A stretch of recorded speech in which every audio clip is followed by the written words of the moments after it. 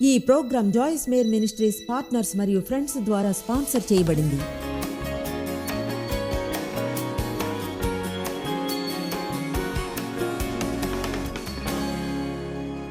కలహం అనేది ఘోరమైన దుష్ట ఆత్మ.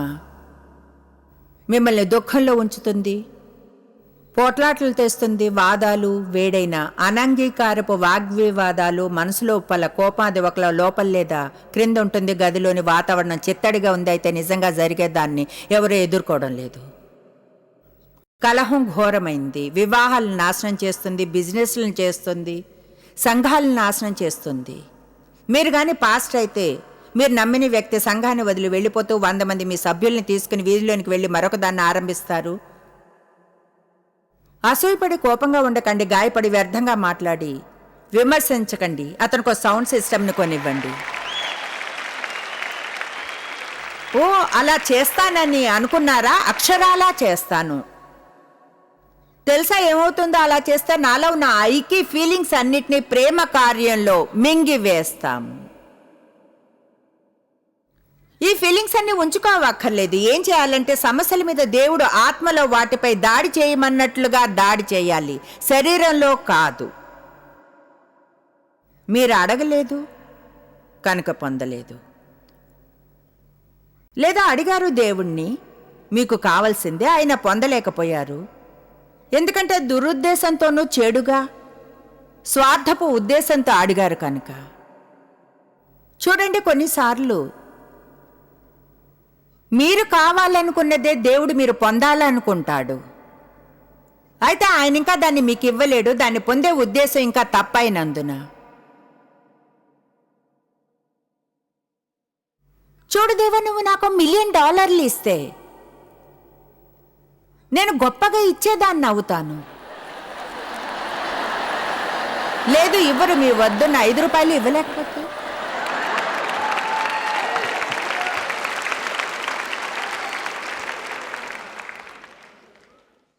నేను చెప్పగలను, దేవుడు నన్ను ఈ పనికి పిలుపునిచ్చినా కూడా ఖచ్చితంగా ఇది చేయడానికే ఇచ్చాడు. నేను ఇది చేయలేను ఒకవేళ ఆయన గాని. చాలా ఏళ్లున్నాయి నా జీవితంలో. నా పరిచర్య ఎదగాలన్న దాని వెనుక ఉద్దేశం పెద్దదవ్వాలని పవిత్రమైంది కాదు. అదంతా కేవలం ప్రజలకు హెల్ప్ చేయడమే కాదు.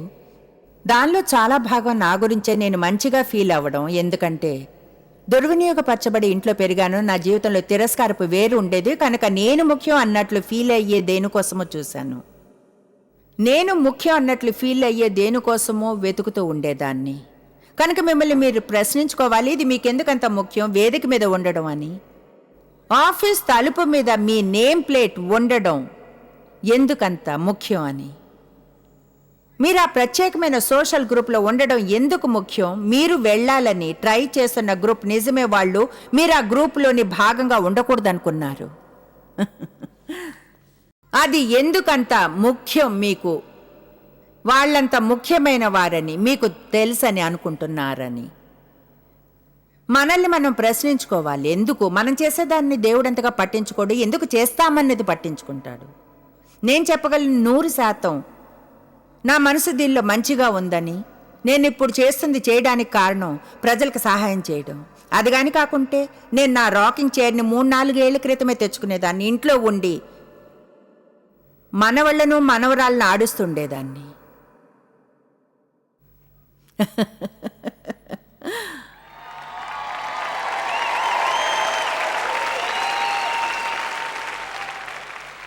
ప్రజలకు అసూయ ఉన్నా, దురాశ ఉన్నా, ఎక్కువగా వీళ్ళు కోరుకునేది ఉన్న వారికి తీర్పు తీరుస్తారు. ఇతరుల వద్ద వీరిని తక్కువ చేసి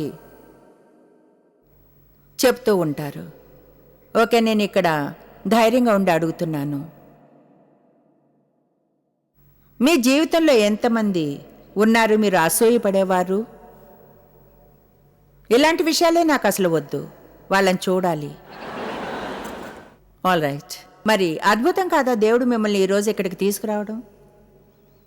నేను కరెక్ట్గా మీకు అవసరమైంది బోధిస్తుండగా, మీకు కావాల్సింది వాళ్ళకున్నది పొందడం కాదు, మీకు ఏం కావాలంటే వారికున్నదని సంతోషించే పాయింట్కి చేరుకోవడం.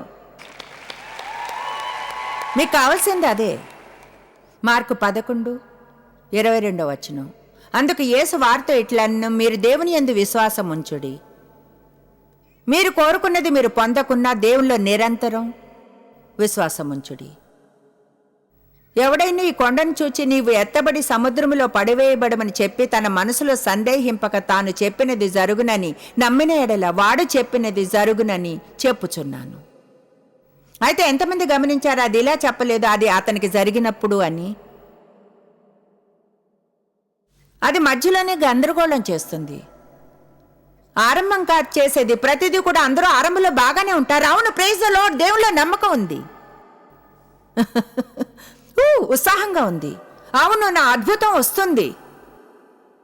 దాన్ని చివరి వరకు చేయగలిగితే అప్పుడు మీరు ఉత్సాహపడతారు.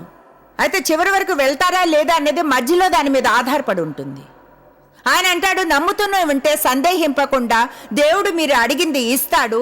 అయితే ఆయన ఎప్పుడు ఇస్తాడో మీకు చెప్పడం లేదు. అది వచ్చే వారం కావచ్చు, 10 ఏళ్ల తర్వాత కావచ్చు, 20 ఏళ్ల తర్వాత కావచ్చు. నేను అది వినాలనుకోను. మీరు వినాలనుకుంటే అబద్ధం చెప్పాలి. అంటే ఇక్కడి నుంచి మిమ్మల్ని ఉత్సాహంగా పంపగలను మీరు అలా వెళ్ళాలంటే. అయితే దేవుళ్ళు ఎదగడానికి సహాయం చేయదు. నిజం తెలుసుకోవాలి, కావలసినంత బలమైన విశ్వాసం ఉండాలి. ఇప్పుడు ఉన్న చోట కూర్చుని ఇలా అనాలి, దేవా నేను కోరుకున్నది ఇంకో 25 ఏళ్లకు పొందుకున్నా నీలో ఇంకా ఆనందించగలను, ఎందుకంటే నా సంతోషం నీలో ఉంది, నాకున్న దానిలో కాదు.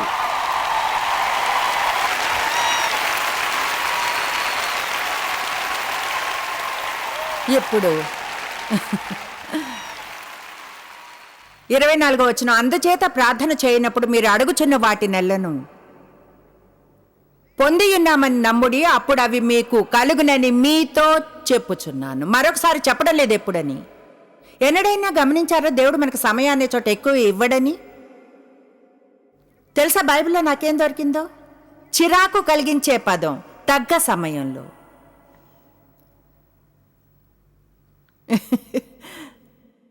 తగ్గ కాలములో అంటే ఏమిటి? అది తెలుసా? అదేమిటో దేవునికి తెలిసినప్పుడు మీరు ఆయన సిద్ధంగా ఉన్నారని అదే తగ్గ సమయం. అంటే అప్పటి వరకు మనం చేయడానికి ఒకే ఒక పని ఉంటుంది, దేవుణ్ణి నమ్మి వెళ్ళిన ప్రతి చోట ఆశీర్వాదంగా ఉండడమే.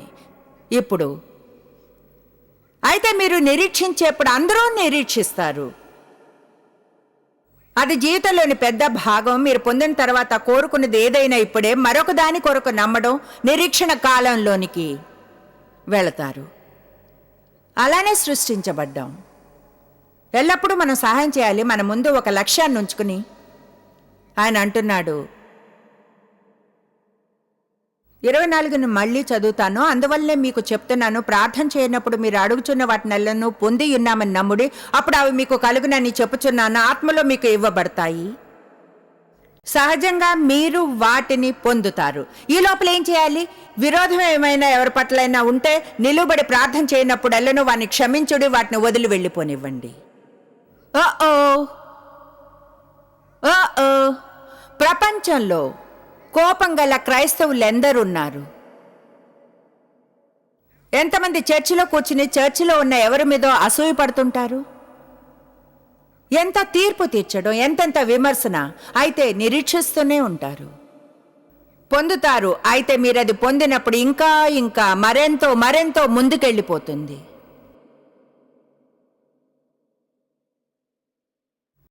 ఈ వారాంతంలో మీకు చూపిస్తున్నాను, కలహాన్ని మీ జీవితం నుండి తీసివేయకుంటే దేవుడు మీరు పొందాలనుకున్న ఆశీర్వాదాన్ని పొందలేరు. నమ్మండి, మీరు అనుకున్న దానికంటే ఎక్కువగా దేవుడు మిమ్మల్ని ఆశీర్వదించాలంటాడు. కొన్నేళ్ల క్రితం నేనేదో అండం ఆరంభించాను, అదెంతో విలువైంది. మీరు దీన్ని ఈరోజు అర్థం చేసుకోండి.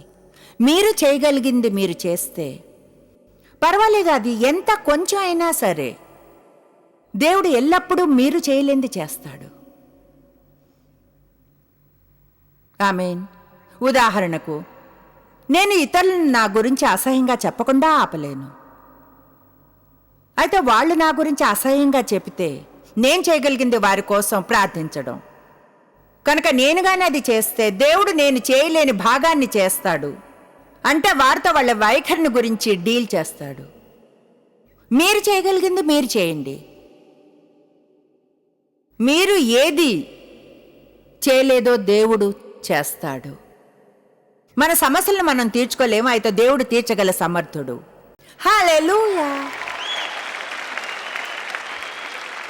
చూడండి, మొదటి ఉదయం నొప్పితో నేను లేచినప్పుడు వాళ్ళు నన్ను ఒక డెంటిస్ట్ వద్దకు తీసుకెళ్తే ఆయన అన్నారు, నీకు చిగురు లోపల పుండు ఉంది, పెద్దదై పైకి వస్తుంది అని. దాన్ని జాగ్రత్తగా చూసుకోవడం సంతోషకరమైన విషయం కాదు. ఆ పన్ను మీద ముందే క్యాప్ ఉంది, ఆ పన్ను ఒక బ్రిడ్జ్ లాంటిది కనెక్ట్ అయ్యి ఉంది, అది ఎలాంటో ఓ భలే. నాకు అది చాలా ఈజీగా ఉండేది, కేవలం ఇలా చెప్పడానికి అక్కడికి వెళ్ళలేను నేను. అంటే నా నోరును కొంచెంగా తెరవగలను. ఇలా అది నొప్పి పెట్టడం మొదలవడానికి ముందు నా నోరు బాగా తెరుచుకోవాలనుకున్నా. దేవుడు అన్నాడు, నోరు బాగా తెరువు, నేను ఫిల్ చేస్తాను. అయితే తెలుసుకున్నాను కొన్ని లాభాలు ఉంటాయని. నంబర్ 1, కొన్ని కిలోల బరువు తగ్గుతాను, ఎక్కువ తినలేను కనుక. స్త్రీలకు అలా ఉంటే ఇష్టం. నేను డేవ్ పోట్లాడుకుంటే మొదట్లో మంచిదయ్యేది, 3-4 కిలోలు తగ్గేవి, ఎందుకంటే నా కోపం వస్తే ఆకలి వేయదు నాకు.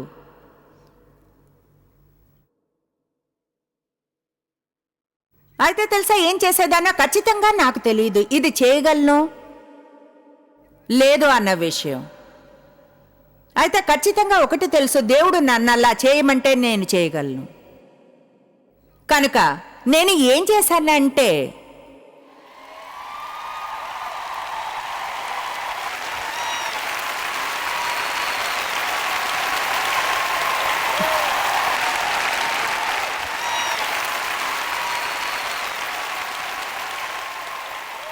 చాలా మంది ఎన్నడూ ఏమీ చేయరు, ఎందుకంటే వాళ్ళు చేయగల కొంచెం కూడా వాళ్ళు చేయరు.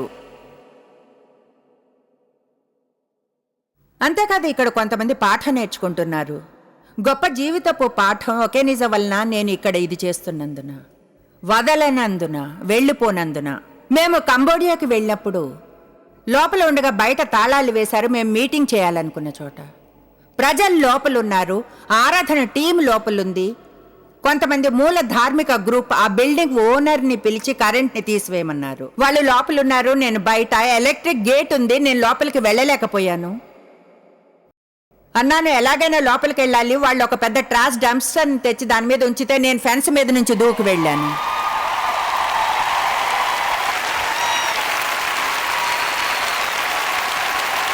ఆమేన్.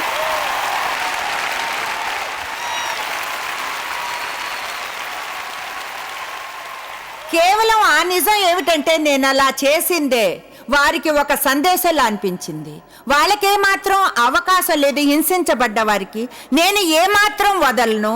నేను కానీ వదిలివేయకుంటే దేవుడు నా జీవితంలో ఏదో గొప్ప కార్యాన్ని చేస్తాడు. అంటే వదిలివేయడం ఈజీ, మీకు పరిశుద్ధాత్మ శక్తి అక్కర్లేదు వదిలివేయడానికి. మనం వదిలేస్తే అది దేవుణ్ణి మహిమపరచదు. నాకు ఇష్టం బైబిల్లో జక్కయ్య చేసిన పనే. అతను పొట్టివాడు, గుంపుల్లోంచి అతను యేసుని చూడలేకపోయాడు. అతను కూర్చుని జాలిపాటి చేసుకోలేదు, నిరాశపడిపోయి ముందుకు పరిగెత్తి ఒక చెట్టు పైకి ఎక్కాడు. కొంతమంది కొన్ని చెట్లు ఎక్కాలి, లేదా కొన్ని ఫెన్సులు దూకాలేమో. అర్థమవుతుందా ఏం చెప్తున్నాను? మనం ఊరికే కూర్చోకూడదు. నాకు నీకున్నది ఉంటే బాగుండు, నేను అది పొందలేకపోతే నీపై కోపం వస్తుంది, నాకు చాలా చెడు వైఖరి వస్తుంది. తెలుసా, అసూయపడ్డం, మత్సరపడ్డం, దురాశ ఉండడం చాలా గంభీరమైన పాపము అని. మీరు మత్సరపడకూడదు అనేది పెద్ద 10లో 1. అది మన కొరకు దేవుని చిత్తానికి వ్యతిరేకమైంది. ఇతరులకున్నది కోరుకోవడం. ఇప్పుడు దాని అర్థం, పర్వాలేదు నాకు అలాంటిది ఒకటి ఉంటే, లేదా దేవుని ఆశీర్వాదం ఉంటే, అయితే అలా ఫీల్ కాకూడదు ఒక వైఖరితో. ఇలా కాదు, నీది పొందాలి, నీ నుంచి నీ దాన్ని తీసుకుంటే సంతోషం నాకు ఒకటి ఉంటుంది. అదిలా ఉండాలి. ఆశీర్వదించబడ్డావు, సంతోషం. నేను ఆ లైన్లోనే ఉన్నాను. ఉన్నప్పుడు నా జీవితంలో నుంచి కలహాన్నంతా తీసివేస్తాను, దేవుని సేవిస్తాను, వెళ్ళిన ప్రతి చోట ఆశీర్వాదంగా ఉంటాను. ఆ కలహాన్నంతా తెచ్చుకును, అప్సెట్ అవును, దేవునిపై కోపడ్ను, నాపై కోపడ్ను, ఇంకెవరి మీద కోపడ్ను. నేను కోరుకున్నది పొందిన వారి మీద కోపం తెచ్చుకోను. బహుశా దురాశగా ఉండడం అనేది మనం అలా ఉన్నామని అనుకునే విషయం కాదు. అది అసహ్యమైన పదం. అయితే దురాశపరుడు నిజంగా ఎన్నడూ తృప్తి చెందడు. అది ఎలా అంటే వారికి ఏమున్నా సరే వాళ్ళకి ఇంకా కావాలి. నేను చెప్పగలను, వస్తువులకు మనల్ని సంతోషపరిచే సామర్థ్యం లేదు. విషయాల గురించి ఆసక్తికరమైన విషయం ఒకటి పొందుతారు, కొంచెం దానికి ఉత్సాహపడతారు, దాని ముఖ్యత్వం పోతే మీకు మరొకటి కావాలి. అదంతా శరీరం గురించే. వస్తువులు శరీరానికి చక్కలగింతలు పెడతాయి. నేను చెప్తాను వస్తువుల్ని ఎలా పొందాలో. ముందు దేవుని రాజ్యాన్ని, ఆయన నీతిని వెతకండి, మిగతావన్నీ వాటంతటవి మీకు దొరుకుతాయి. దేవుని రాజ్యాన్ని, ఆయన ఉండి చేసే విధానాన్ని వెతికి వెంటాడండి. యాంప్లిఫైడ్ బైబిల్ చెప్తుంది. అప్పుడు ఇవన్నీ కూడా దేవునికి చెప్పండి ఏం కావాలో. తర్వాత వెళ్ళి సంతోషంగా తృప్తి చెందిన చిన్న క్రైస్తవునిగా ఉండండి. పగ, ద్వేషం, కోపంతో ఉండడానికి తిరస్కరించండి. అసలైతే బైబిల్ మనల్ని హెచ్చరిస్తుంది దురాశ కలవారితో సంబంధాన్ని, ప్రత్యేకంగా సన్నిహిత సంబంధం ఉంచుకోవడం గురించి. అదెంతో ఆశ్చర్యంగా ఉంటుంది. ఇప్పుడు మనం ఎఫ్సి 5:5-7 చూద్దాం.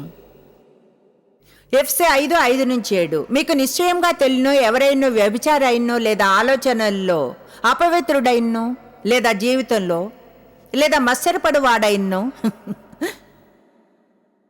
ఎవరికైతే ఇతరుల సంపదను పొందాలనే దురాశ ఉంటుందో అతను విగ్రహారాధకుడు. ఇప్పుడు ఆసక్తికరంగా ఉంటుంది, ఆయన దురాశను వ్యభిచారపు పాపంతో లింక్ చేస్తుంటే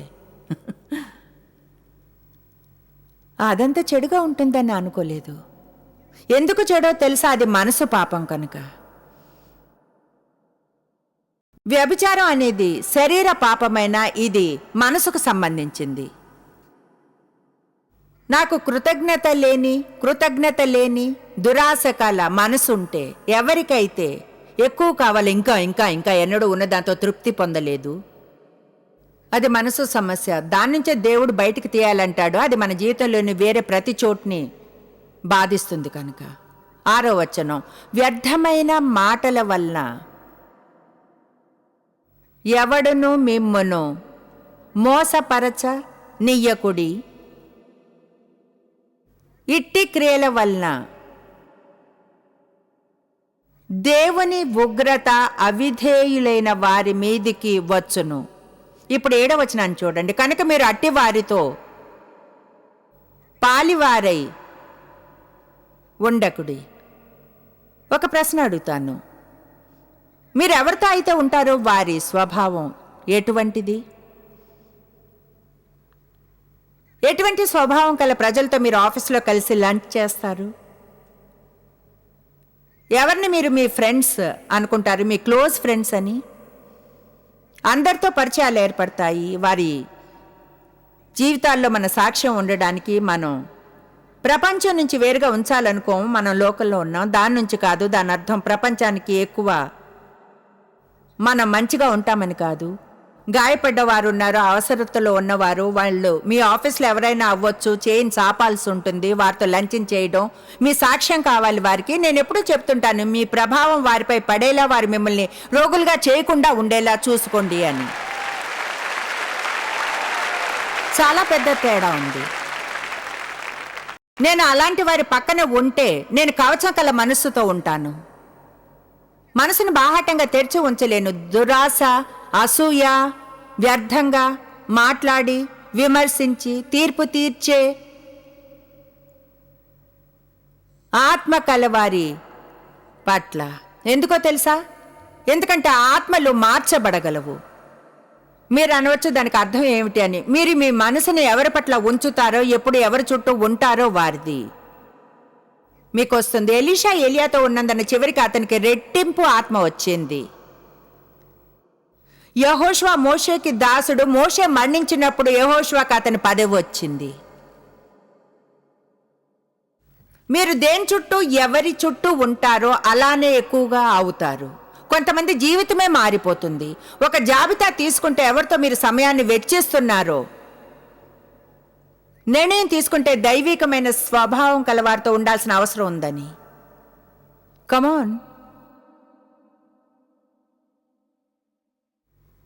కొంతమంది ఇలా ఆలోచిస్తున్నారు, ఇది నా వివాహం నుంచి బయటపడడానికి సాకు కావచ్చని. కాదు కాదు కాదు కాదు కాదు కాదు, నేను చెప్పేది దాని గురించి కాదు.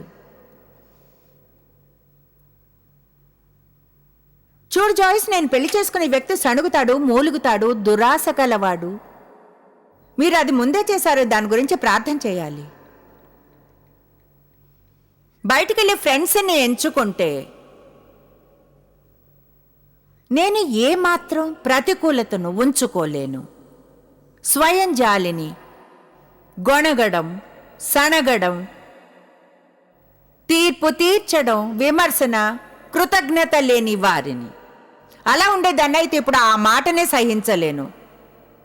అది వేరేమీ కాదు, నేను సిగరెట్లు తాగేదాన్ని, ఇప్పుడు ఆ పొగ వస్తున్న చోట కూడా నిల్చోలేను. కొన్నిసార్లు మీరు దేన్నైనా వదిలించుకుంటే అప్పుడు అదే చివరిది అవుతుంది, దానిలో భాగంగా ఉండడానికి. మీరు ధారాళంగా ఉండే వారి పక్కన ఉండాలి. శ్రేష్టమైన దాన్ని నమ్మి ప్రజల్ని ప్రేమించే గొప్ప వైఖరులున్న వారితో. కీర్తనలు 1:1 చెప్తుంది, దుష్టుల ఆలోచన చొప్పున నడవకుడి, పాపుల మార్గమున నిలువకుడి. లంచ్ టైంలో అవిశ్వాసులు అందరితోనూ, విమర్శించే వారితో, సణిగే పాపులతో కూర్చోండి.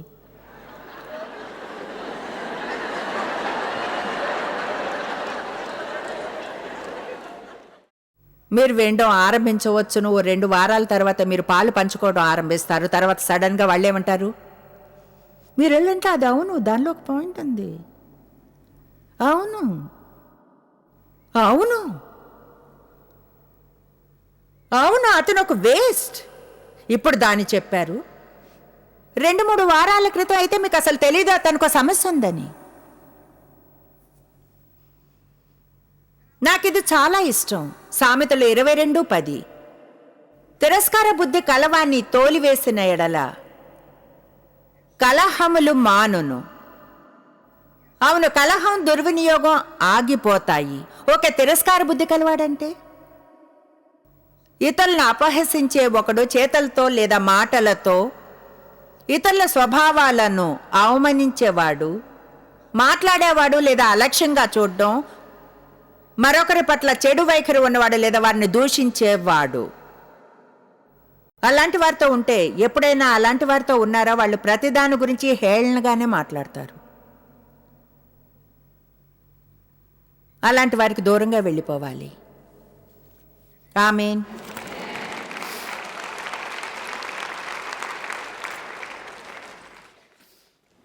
మొదటి తిమోతి 6 చెప్తుంది, మనం ఈ లోకంలోకి ఏమీ తీసుకురాలేదు, వెళ్తే ఏమీ తీసుకుపోమని. కనుక ఆశించే ప్రతిదీ కూడా మీకు లేని దాన్ని ఏమిటో చెప్పండి, దాన్ని మీతో తీసుకెళ్ళలేరు. స్టోర్ నుంచి ఇంటికి తీసుకురాగానే అప్పటికే కుళ్ళిపోయే క్రమంలో ఉంటుంది. నా మాట నమ్ముకుంటే ఒక చెత్త కుప్పని వెతికి అక్కడ కూర్చుని దాన్ని చూసి గుర్తించండి, ఇప్పుడు చెత్తగా ఉన్న ఆ వస్తువు గతంలో ఎవరిదో స్వప్నం అని. ఒకరు 2 జాబ్స్ చేస్తుండొచ్చు ఆ స్పోర్ట్స్ కార్ని కొనడం కోసం. ఆ క్రమంలో వివాహాన్ని నాశనం చేసుకున్నాడు ఇంటి వద్ద ఉండకుండా. ఇప్పుడు అది ఒక చెత్త ముక్క, చెత్త కుప్పలో ఉంది ఎక్కడో ఒక చోట. వస్తువుల కంటే ప్రజలు చాలా ముఖ్యమైన వారు. ఆమేన్.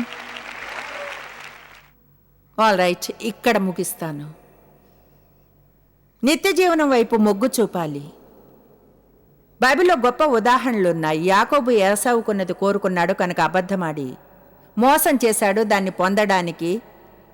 ఫలితం ఏమైంది? భయం, పారిపోవడం, దాక్కోవడం. చివరికి లాబాను అతని ఏసావు పట్ల ప్రవర్తించని రీతిగానే ఇతని పట్ల ప్రవర్తించాడు. ఆకాను నాశనానికి అర్పితమైన కొన్నిటిని తీసి దాచాడు. అతని దురాశ వలన అతని ప్రాణమే పోయింది. సౌలు రాజ్యం అతని దురాశ వలన పోయింది. అతని దురాశ అవిధేయతను కలిగించింది. గెహాజీ ఏలియాతో ఉన్న పదవిని పోగొట్టుకున్న దురాశ వలన కుష్టివాడిగా అయ్యాడు. అననీయ, సప్పీరాలు ప్రాణాలనే పోగొట్టుకున్నారు దురాశ వలన. మనకి ఇంకొంచెం ఆ అననీయ, సప్పీరాల విషయం జరగాలేమో సంఘంలో. ప్రజలు తాము చేస్తామని చెప్పింది చేయని వారు చచ్చినట్లు పడిపోతారు. ఇంకొంచెం ప్రభు భయం కావాలి.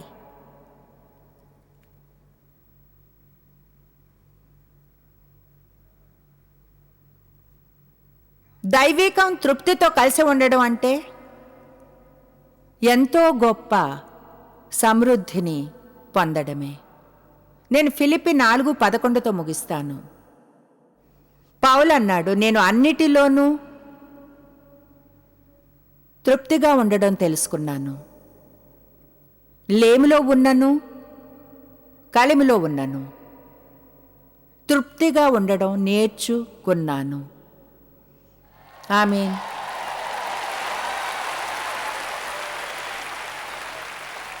పౌలు తృప్తిగా ఎందుకు ఉన్నాడంటే అతని జీవితంలో ఏ చోటుకు వచ్చాడంటే అక్కడ దేవుణ్ణి పూర్తిగా నమ్మాడు. దేవుడు మిమ్మల్ని ప్రేమిస్తున్నాడు, ఎల్లప్పుడూ మీకు శ్రేష్టమైనదే చేస్తాడు మీ జీవితంలో సరైన సమయంలో.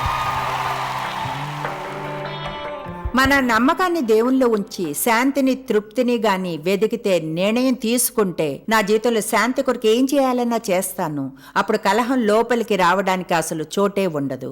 దేవుడు మనం పొందాలనుకునే ఆశీర్వాదాన్ని కలహం దొంగిలిస్తుంది. ఆయన పిలుపునిచ్చింది సమన్వయానికి, ఐకమత్యానికి. జాయిస్ మేర్ మినిస్ట్రీస్లో మీరు మాకెంతో ముఖ్యులు. మిమ్మల్ని అభినందిస్తున్నాం. మా ఫ్రెండ్స్కి, పార్ట్నర్స్కి థ్యాంక్స్. ప్రపంచవ్యాప్తమైన ఈ పరిచర్య సాధ్యమయ్యేలా చేసినందుకు. అందరం కలిసి ఆకలిగొన్న వారికి భోజనం పెడుతున్నాం, బీదవారికి బట్టలిస్తున్నాం, దేశాలకు సువార్తను పంచుతున్నాం. ఈ రోజే సంప్రదించండి joycemeir.org. ప్రార్థనా నివేదనల్ని మాతో పంచుకోండి. మా సాధనాల గురించి తెలుసుకోండి. జాయిస్ సభల షెడ్యూల్ని తెలుసుకొని మాతో పార్ట్నర్ అవ్వండి. ప్రపంచమంతా క్రీస్తు ప్రేమను పంచడానికి. ఈ programme Joyce Meyer ministries partners మరియు ఫ్రెండ్స్ ద్వారా స్పాన్సర్ చేయబడింది.